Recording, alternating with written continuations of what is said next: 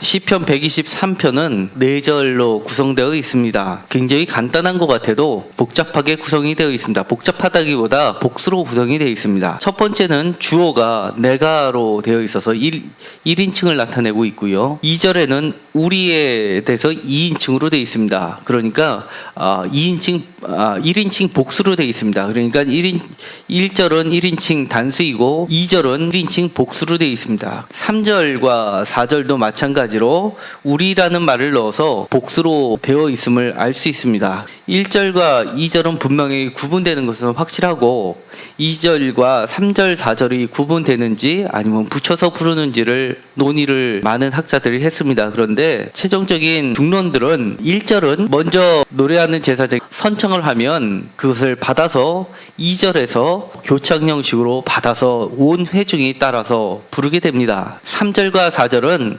선창했던 노래하는 제사장들과 같이 회중들이 함께 한 목소리로 3절과 4절을 부르는 찬양시로 되어 있습니다. 123편은 예배를 드리러 올라가는 사람들이 공식적으로 불렸던 제2찬양시입니다. 123편의 제목을 보면 성전에 올라가는 노래 이렇게 되어 있습니다. 120편부터 시작해서 134편까지가 전부 다 성전에 올라가는 노래입니다. 성전에 올라가는 노래를 세번역에서는 순례자의 노래, 성전에 올라가는 순례자의 노래 이렇게 제목을 붙인 것도 있는데요. 그 이유는 바벨론 포로에서 돌아오고 나서 예루살렘 성전을 재건을 하고 나서 순례자들이 유대인의 3대 절기 그리고 특별히 초막절 때 멀리서 순례의 길을 떠나서 하나님의 전이 있는 예루살렘으로 들어오면서 예루살렘 성부터 시작해서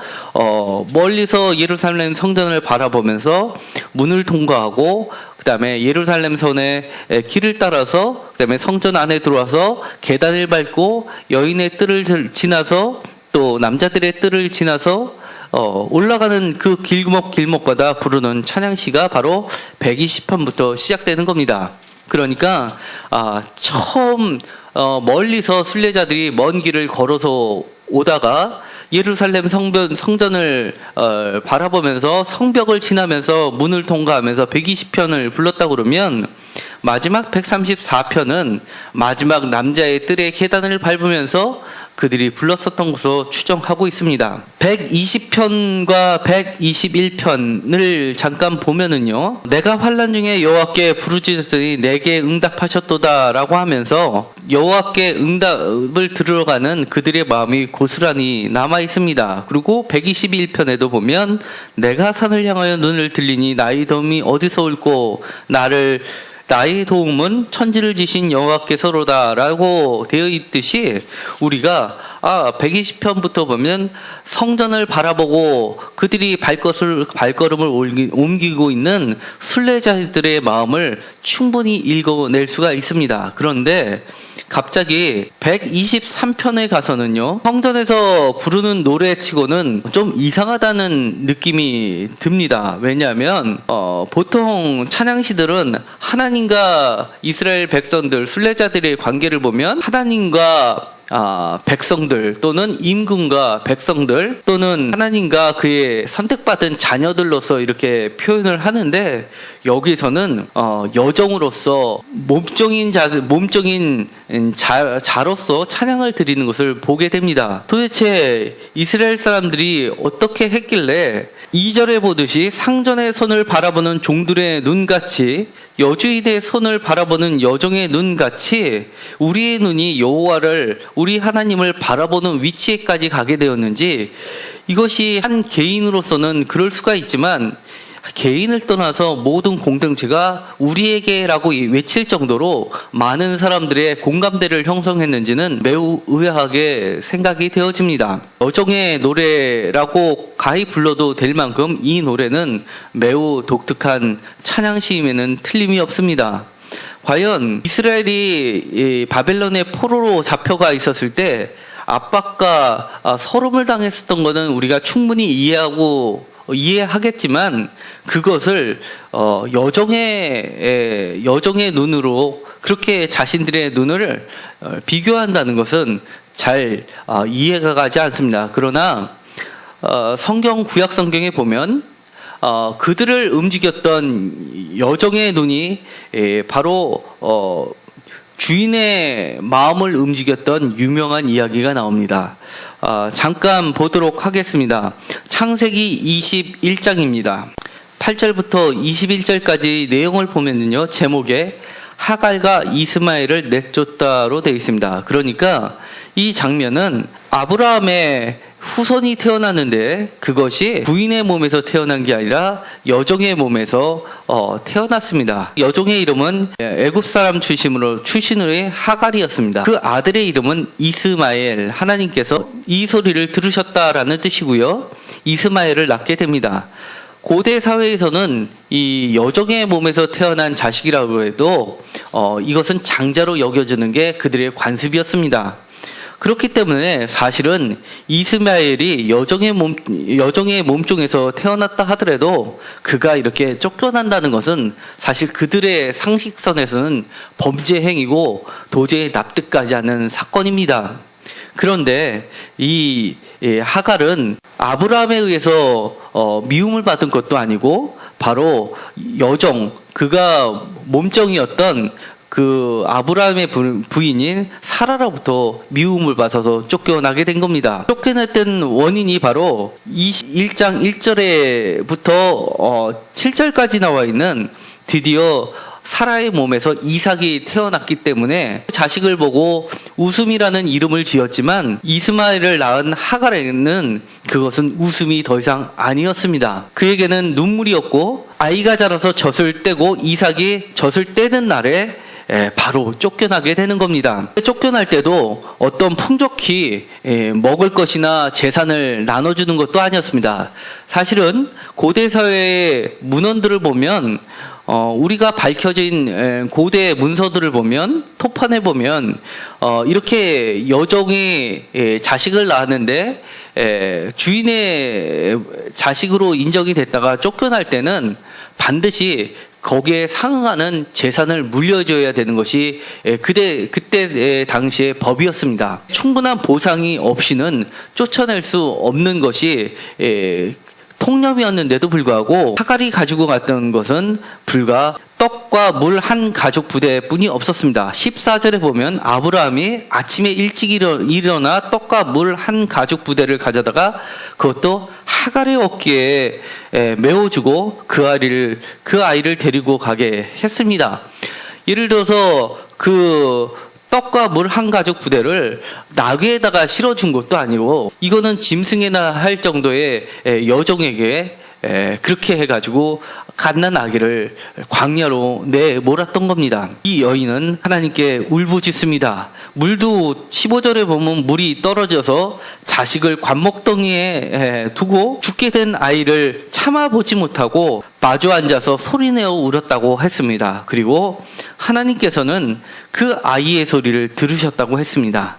그리고 나서는 그 여인에게 눈을 뜨게 하셨고 19절에 보면 하나님이 하갈의 눈을 밝히셨으므로 샘물을 보고 가죽 부대에 물을 채우다가 그에게 마시게 하였다고 했습니다. 이스라엘의 역사 속에서 가장 그들이 존경하는 아브라함이라는 위대한 인물의 첫째 장남에게 벌어졌던 일이 바로 여종이 주인의 손가락 한마디의 움직임, 몸짓 하나의 움직임에 차비를 구하는 그런 모습과 너무나 흡사함을 발견할 수 있습니다. 하나님께서는 아이의 소리를 들으시고 이렇게 축복을 해주십니다. 13절에 보면은요, 하나님께서 아브라함에게 이야기를 해주시는 장면이 나옵니다. 아브라함에게 이렇게 얘기합니다. 그도 내 씨다라고 하시면서 13절에 여종의 아들도 내 씨니 내가 그로 한 민족을 이루게 하리라 하신지라, 이렇게 해서 한 민족을 이룬다라고 약속을 해주십니다. 그런데 실제로는 그 아이가 장성하여서 하나님께서 살려주시고 난 이후에는 광야에 거주하면서 활 쏘는 자가 되었고 바람 광야에 거주하게 되었다고 이야기를 합니다. 그리고 나서 그 이후에 가면 25장 12절에 이스마엘의 족보가 나오는데요. 거기에 보면 사라의 여종 애굽인 하갈이 아브라함에게 낳은 아들 이스마엘의 족보는 이러하니다라고 하면서 족보를 이야기하는데요. 16절에 그 족속대로 12지도자들이었더라라고 이야기합니다. 아브라함의 장자인 이삭에게는 그 자식이 2명뿐이 없었습니다. 야곱과 에서입니다. 그리고 야곱을 통해서 12지파가 나오게 되었는데 오히려 이 이스마엘에게는 하나님께서 더 큰 자비를 주셔서 12지파를 주신 겁니다. 그러니까 아브라함에게는 한 민족을 이룬다고 하셨지만 사실은 실제로 아이의 울음소리를 들으시고 그 여정의 한탄스러움을 들으시고 보상을 해주신 것은 12지파의 축복을 먼저 허락해 주신 겁니다. 그리고 이 족보에 있어서도 창세기 25장의 족보의 순서에 있어서도 19절부터는 이삭의 족보가 나오는데 이스마엘의 족보가 당당히 이삭의 족보보다 우선순위에 두게 됩니다. 창세기를 읽었던 이스라엘 사람들의 입장에 보았을 때는 자신들이 아브라함의 후손이고 이삭의 후손이고 또 야곱의 후손이라고 그렇게 자신 있게 얘기를 하지만 사실은 그 가운데서 자기네들이 잘못된 길로 떠나고 그리고 바벨론의 포로로 잡혀가서 온갖 순환과 멸시를 당하고 보니 이제는 안 보였던 것들이 보이기 시작했던 겁니다. 그것이 바로 이스마엘을 향한 하나님의 사랑과 자비하심을 보게 된 거고 이제는 그들이 깔보았고 내쫓았던 이스마엘이 바로 다른 사람이 아니라 자신들과 별로 다를 것이 없다는 것을 깨닫게 되는 겁니다. 그리하여 이제는 이스마엘이라고 얘기하지 못하고 여종의 입을 빌려서 이 123편의 찬양시를 부르게 됩니다. 123편은요 이후에도 커다란 영향을 미쳐서 2절에 보시면요 우리 하나님을 바라보며 우리에게 은혜를 베풀어 주시길 기다리나이다 라고 되어 있는데요, 은혜를 베풀어 주실 때까지 기다립니다로 되어 있습니다. 그들의 자세는 얼마나 낮아지고 겸손해졌는지 우리는 충분히 짐작할 수가 있습니다. 이 찬양시는 얼마나 많은 사람들의 심금을 울리고 또 애창가가 되었냐 하면 그 뒤에 있는 은혜를 베풀어 주시기를 기다리나이다, 그 다음에 그 다음 절 3절에도 있는 우리에게 은혜를 베푸시고 또 은혜를 베푸소서라는 이 구절이 유명한 초대 기독교 교회의 전형적인 예배 문구가 되었습니다. 이렇게 은혜를 베풀어 주옵소서 하면 잘 느낌이 오지 않는데요, 새 번역에는 이렇게 번역을 해놓았습니다. 우리에게 자비를 베풀어 주시옵소서, 우리에게 자비를 베풀어 주시옵소서, 우리에게 자비를 베풀어 주시옵소서. 이 우리에게 자비를 베풀어 달라는 이 문구는 초대교회부터 시작해서 로마 카톨릭까지 2000년 동안 내려오는 모든 찬양시의 아주 기본적인 찬양 가사가 되었던 겁니다. 자비를 허락해 주소서라는 찬양시들이 많이 들어가 있고요. 특히 카톨릭에서는 미사곡으로서 대표적인 미사곡으로서 불려지고 있는 것입니다. 여정이 바라봤던 것은 주인의 몸짓이었습니다. 주인의 몸짓을 바라보고 그 몸짓 하나로 인해서 내가 목숨이 왔다 갔다 할 수도 있지만 그 몸종은 그 여자 주인을 넘어서 누구에게 호소를 하고 있냐면 하나님께 호소를 하고 있는 겁니다. 하갈이 목 놓아 부르짖던 대상이 하나님이었던 것처럼 그들은 자기 자신이 하갈이 되듯이 그렇게 하나님께 울부짖었던 겁니다. 5절에 보면 안일한 자의 조소와 교만한 자의 멸시가 우리 영혼에 넘치나이다 라고 되어 있습니다. 3절에는 심한 멸시가 우리에게 넘치나이다 라고 합니다. 우리들에게 넘치던 것은 심한 멸시와 조소와 교만한 자의 멸시였습니다. 그러나 그들이 진정 원하는 것은 하나님이 은혜 위에 은혜를 베풀어 주시기를 바라는 거였습니다. 이렇게 그들이 받고 있는 멸시만큼이나 그들이 당하고 있는 조소만큼이나 주님의 은혜를 더 사모하게 되었고 그 주님의 은혜를 더 깊이 기다리게 되었던 겁니다. 이 원어에서는 멸시가 우리에게 넘치나이다라는 부분을 어떻게 쓰여 있냐면 이것을 먹었다라고 표현합니다. 너무 많이 먹어서 배가 부릅니다. 이렇게 표현이 되어 있습니다. 멸시를 너무 많이 먹어서 배가 부를 지경입니다. 이렇게 되어 있습니다. 욕을 너무 많이 먹었다 이렇게 하는 표현하고 비슷한 겁니다. 이 찬양을 부르는 사람들은 하루도 빠짐없이 멸시와 천대를 받았던 것이 분명합니다. 그만큼 그들이 간절히 원했던 것은 하나님의 자비, 하나님의 은혜를 원했던 것입니다. 그들이 원했던 것뿐만 아니라 확신에 찰 수 있었던 것은 그들의 조상으로부터 내려오는 이야기가 바로 성경책에 쓰여져 있기 때문입니다. 마음이 가난한 자에게 베푸시는 하나님의 은혜는 믿음의 조상이라고 받았던 약속을 넘어서 계명보다도 앞선 하나님의 은혜라는 것을 그들은 알고 있기 때문입니다. 어떻게 하면 우리가 하나님의 은혜를, 하나님의 자비를 받을 수 있을까요? 받을 뿐만 아니라 이렇게 넘치도록 받을 수 있을까요? 우리가 욕을 먹을 만큼 그 다음에 조롱을 먹어서 배가 터질 정도로 받은 것 이상으로 하나님의 자비와 하나님의 은혜를 받고 또 배가 터지도록 받을 수 있을까요? 시편 123편은 아주 간단하게 이야기합니다. 그만큼 여정의 눈같이 주님을 바라보라는 겁니다. 몸종처럼 남자 주인의 몸짓을 바라보듯이 그렇게 여호와의 눈을 바라보라는 겁니다. 하나님의 은혜를 그만큼 경험하지 못했다고 한다면 어쩌면 우리가 이들처럼 그렇게 낮아지지 못했었을 수도 있습니다. 우리들은 어느 정도 사회에서 이야기하는 중산층이라는 범주 안에 들어갈 수가 있습니다. 멸시를 그렇게 받지도 않고요. 이들이 외치는 것처럼 하루하루가 먹을 것이 없어서 하갈처럼 죽게 되는 상황도 사실은 아닙니다. 만약에 우리가 하갈과처럼 자식이 죽어가는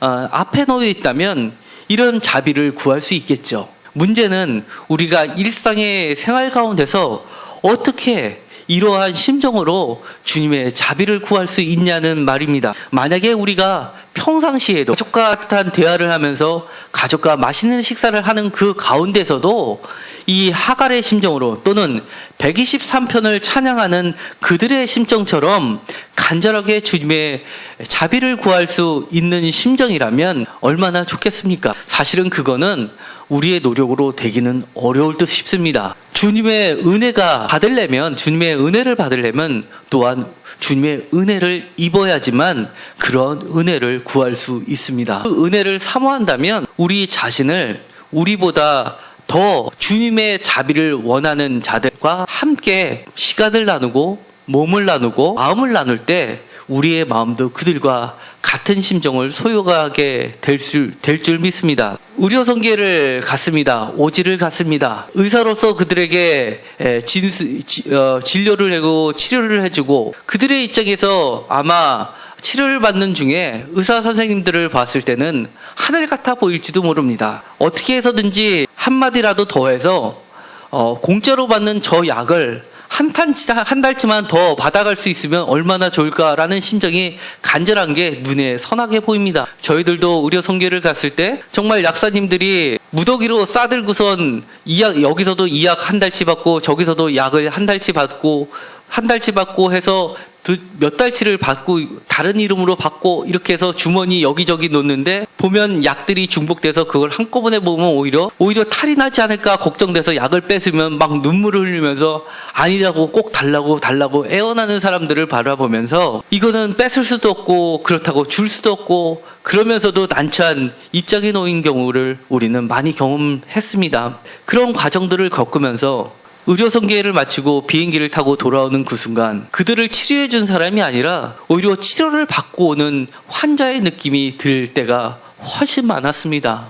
왜냐하면 그들과 함께 있음으로써 주님께서 그들의 심령을 우리들에게 전달해 줬기 때문입니다. 비록 부할 때도 있고 또 가난할 때도 있지만 언제나 우리의 마음을 어디에 두느냐에 따라서 우리들의 실제적인 위치가 달라질 수 있다는 얘기입니다. 우리들의 마음이 높은 데를 향하고 있으면 우리들은 영원히 하나님의 은혜를 구하지 못할 수도 있습니다. 그러나 간절히 주님을 원하는 사람들과 함께 우리의 마음을 같이 쓴다면 우리는 그들과 늘 같은 마음으로 하나님께 은혜를 구하는 자이고 또 은혜를 경험하는 자일 수가 있습니다. 어쩌면 우리가 성전에 올라가는 노래를 평생 주님을 만나러 가는 순간까지 순례자의 심정으로 한 발자국 한 발자국 걸어가면서 불러야 될지도 모르겠습니다. 어느 순간 내 자신이 나도 모르는 사이에 부해져서 여종의 마음이 아니라 여종을 학대하는 여주인의 마음으로 돌변할지 모르기 때문에 그렇습니다. 항상 주님 앞에 여종의 심정으로 여호와의 눈을 바라보는 우리 모두가 되었으면 좋겠습니다. 항상 순례하는 마음으로, 순례하는 심정으로 은혜의 길을 따라가는 우리 모두가 되기를 간절히 소망합니다. 기도하고 마치기로 하겠습니다. 하나님, 우리들이 순례자의 길을 듣다 보면 사실은 공감이 안 될 때가 너무 많습니다. 이들이 부르면서 걸어갔던 그 길은 너무나도 처절했던 한 걸음 한 걸음이었고 한 곡조 한 곡조였는데 우리는 어느 순간 너무나 편안하게 하나님을 믿고 있지 않나 반성하게 됩니다. 우리들이 마음속에 은혜를 허락하여 주셔서 학대받던 여종 하갈의 심정으로 주인의 몸뚱을 두려워하면서 눈치를 살피는 여종의 심정으로 하나님의 은혜를 간구하는 낮은 자의 심정들을 소유하게 하여 주옵소서. 그리하여 언제나 우리의 부할 때도 있고 또 가난할 때도 있지만 언제나 주님 앞에서는 가난한 자요, 절박한 자요, 또 은혜를, 자비를 늘 경험하는 자가 되게 하여 주시옵소서. 끝까지 순례의 길을 잘 걸어가서 성전을 통과해서 살아계신 성전 예수님을 만날 때 그 큰 자비를 진짜로 경험해서 감격하여 눈물을 흘리는 자가 되게 하여 주시옵소서. 예수님의 이름으로 기도드렸습니다. 아멘.